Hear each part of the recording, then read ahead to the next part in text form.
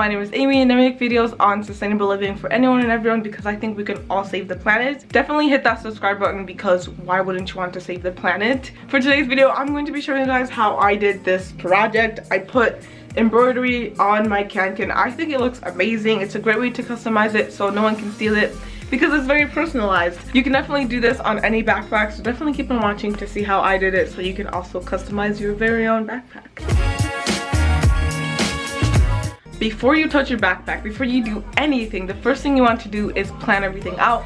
What I did was I went on Pinterest and I searched up kanken embroidery, and then I looked at all the different designs and color combinations and flowers. So go over to Pinterest and look up different designs so you can get inspiration. The best thing for your backpack is going to be very specific to one, the color of your backpack, and then also your aesthetic, but you can make this very unique to what you are into and what you like.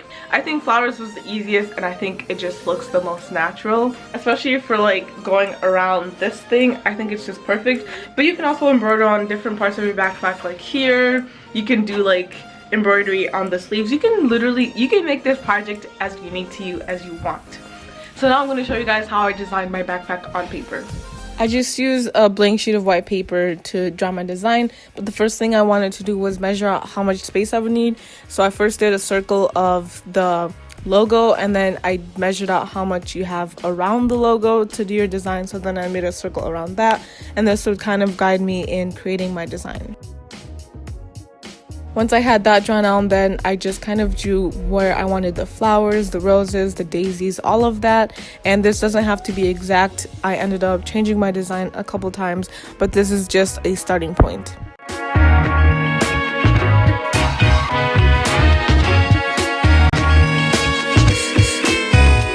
After you have your design all planned out, what you are going to want to do is practice making the stitches and making the different patterns so that once you get onto your backpack, you're basically a pro. Now I'm going to show you guys how I did like all these different things. So like the petals and the little daisy, the roses. I'm going to show you guys all of that. It took me so long to get some of these down. Just watch this through a couple times so that you can get the stitches down.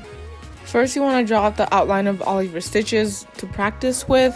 I also labeled them so you guys can see what I'm doing. Then you get your needle and thread, and this is embroidery thread and it comes really thick, so you want to split it in half so it's about 3 strands on each one.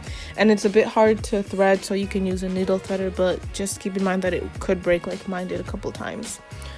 Then I just cut these pieces out so that you guys could see it clearly, but you really don't have to do this. We're going to start with the rose, which is probably my favorite to do. You start with this 5-pointed star and then go up through the center and then go down one of the sides so that you make just a straight line. Then you want to repeat this so that you cover all 5 of the little points.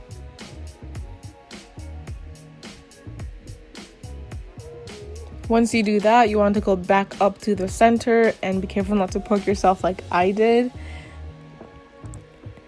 And it is a little bit hard to pull through, but once you do that, you go under one of the points, over the one next to it, and then under the one next to that. So it's kind of over under, and you want to go all the way around, pulling it pretty tightly so it creates kind of a puckered circle look.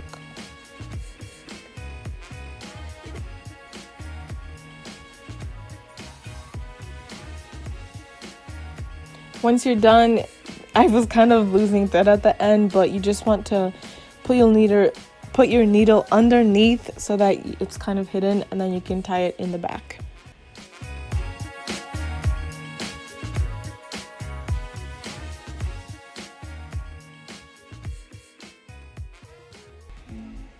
I was going to do a sunflower, but I decided to do a daisy instead, so let me show you the different parts you'll need to make a daisy.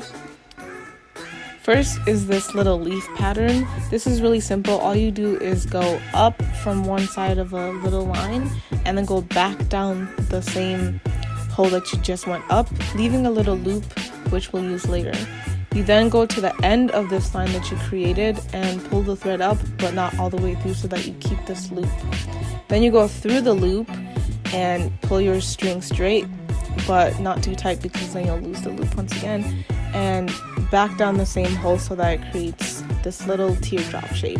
And you can make this as big and as small as you want, and it can be a tear if you make it blue. For this variation on the leaf, you create a leaf shape and then make a line to the center, almost to the bottom, but not all the way there.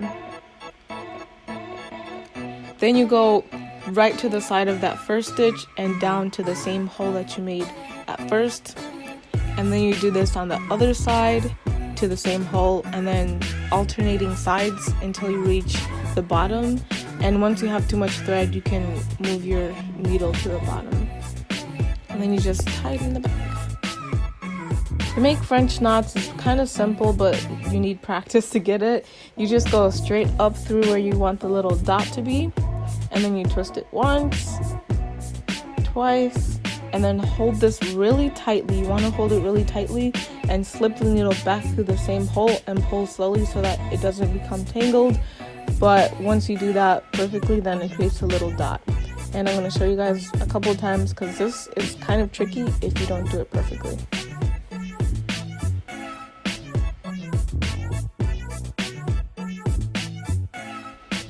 Now for the straight stitch, it's pretty simple. You just go up from the back, down 1 stitch length to create a little dash mark. Then you skip 1 stitch length, pull up from the back, and then go backwards to the same hole you just went down. And this creates just a straight line. And you want to repeat this, basically just skipping 1, then going back to cover the space.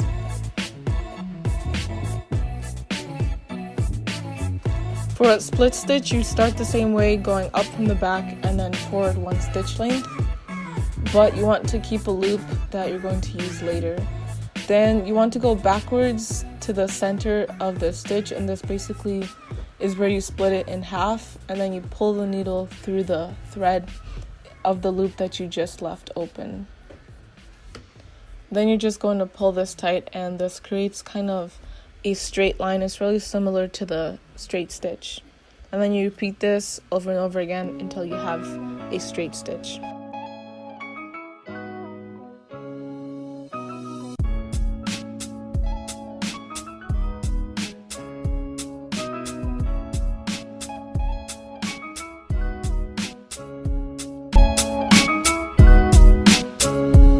So once you have your pattern ready, you have your stitches down, you can finally move on to your backpack. What I did was I took a white chalk and I outlined exactly what I wanted, and then I just kind of went ham with the different stitches. This took so long, mostly because I was watching Netflix, but also just because I wanted to go slow and steady so that I didn't make any mistakes. So make sure you take your time, get some tea, get some Netflix ready.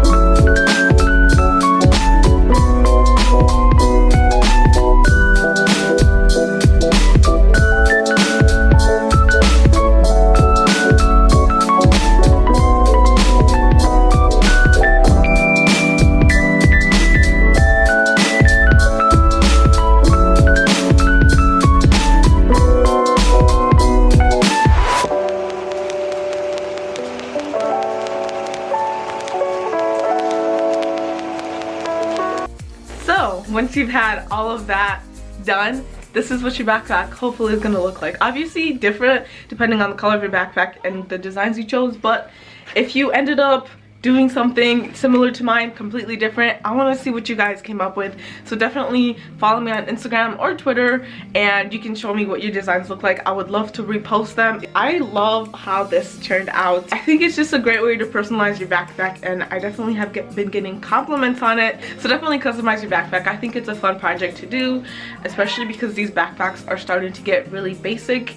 You don't want yours to be basic and you don't want to lose it or get it stolen. If someone steals this, you can easily spot them and you can be like, no, I literally have a picture of that exact backpack. That was it for today's video. Thank you guys so much for watching. If you enjoyed it, of course, hit that red subscribe button. It helps me out a lot.